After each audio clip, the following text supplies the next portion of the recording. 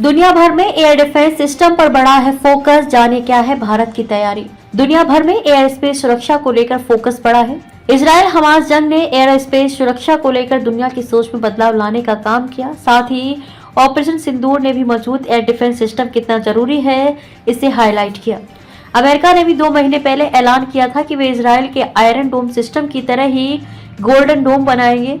अब अमेरिका ने अपनी मिसाइल डिफेंस सिस्टम गोल्डन डोम का डिजाइन भी चुन लिया है। ऑपरेशन सिंदूर के दौरान भारत की मजबूत एयर डिफेंस सिस्टम ने पाकिस्तान की तरफ से हुए हर हमले को नाकाम किया, चाहे ड्रोन अटैक हो या मिसाइल अटैक।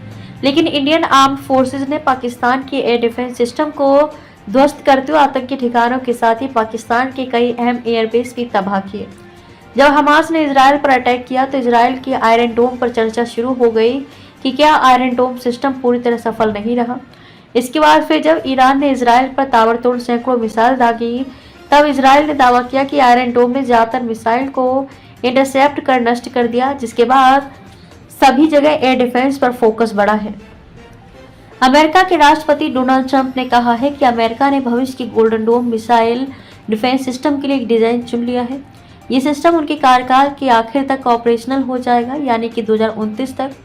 गोल्डन डोम का मकसद अमेरिका पर होने वाले संभावित हवाई हमलों के खतरे से निपटना है। गोल्डन डोम बैलिस्टिक और क्रूज मिसाइलों से सुरक्षा दे पाएगा। ये सिस्टम अंतरिक्ष आधारित सेंसर से लैस होगा और गोल्डन डोम सैटेलाइट के एक बड़े नेटवर्क पर काम करेगा।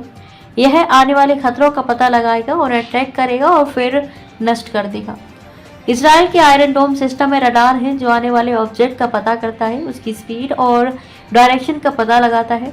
कंट्रोल सेंटर अनुमान लगाता है कि ऑब्जेक्ट से क्या खतरा है और क्या किसी ऐसी जगह पर गिरने वाला है जहां नुकसान होगा या फिर खाली एरिया में गिरेगा।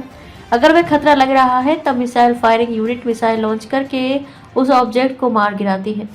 एक लॉन्चर में 20 इंटरसेप्टर मिसाइल होती हैं। इजराइल के पास आयरन डोम सिस्टम के साथ और भी सिस्टम है जो मीडियम और लॉन्ग रेंज की मिसाइल को इंटरसेप्ट करते हैं, यानी कि उससे रोकते हैं और मार गिराते हैं।